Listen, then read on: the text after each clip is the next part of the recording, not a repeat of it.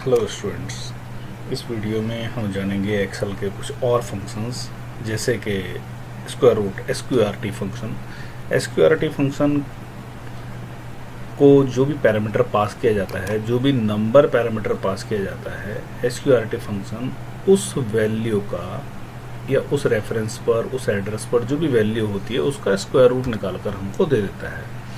देखते हैं, आइए एग्जाम्पल के लिए, equal to SQRT square root of let us से A1। तो A1 का स्क्वायर रूट क्या होगा?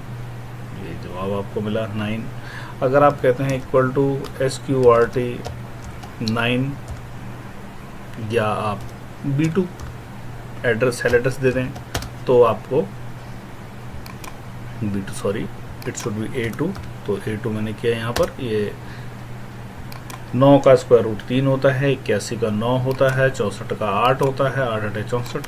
तो SQRT फंक्शन आपको जो है उस वैल्यू का स्क्वायर रूट निकाल कर दे देता है जो सेल एड्रेस पर अवेलेबल वैल्यू हो।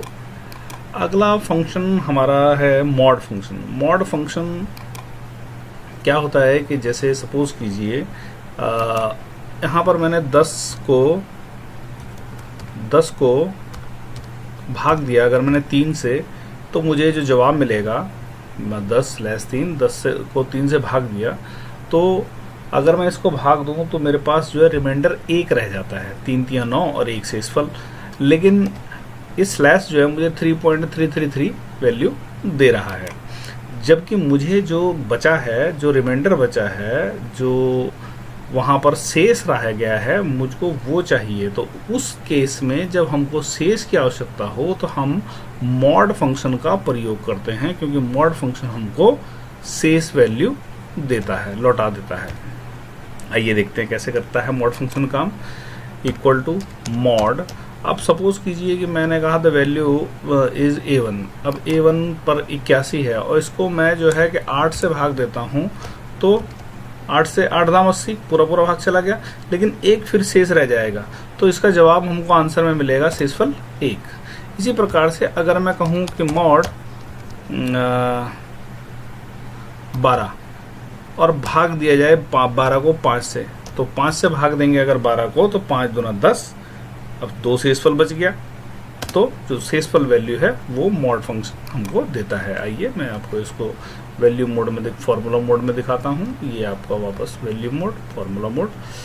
ओके, अगला फंक्शन है हमारे पास एक्सेल में पावर फंक्शन। पावर फंक्शन क्या करता है कि जो अगर हम बेस और पावर, किसी भी संख्या का बेस और पावर दोनों दे दें तो वो हमको कैलकुलेट करके वो संख्या बता देता है।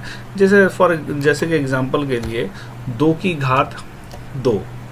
2 की घात 2 का मतलब है 2 का 2 से गुणा 2 बार, 2 गुणा 2, ठीक है, तो उत्तर 4 आएगा।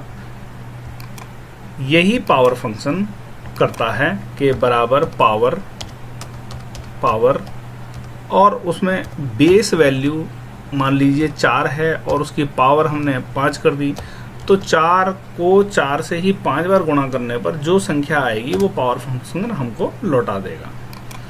बिल्कुल सही है। 4 चौका 16, चौका 64, चौका 128, चौका 256, ठीक है, और उसके बाद जो है उसका चौका 1024।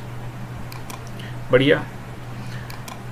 अगला है आपका पाई फंक्शन। पाई फंक्शन, पाई जो है एक फंक्शन एक्सेल का, वो आपको स्थिरांक वैल्यू देता है, पाई की वैल्यू देता है कि पाई की वैल्यू कितनी होती है। गणित में 3.141593 ये संख्या पाई की आपको कंप्यूटर ने दी जब आपने उसको कहा कि पाई की वैल्यू हमें बताओ। तो इसमें हमने कुछ फंक्शंस को सीखा। जो फंक्शंस थे हमने इसमें सीखा square root function, mod function, power function और पाई फंक्शन। और भी फंक्शंस हम अगले वीडियोस में सीखेंगे।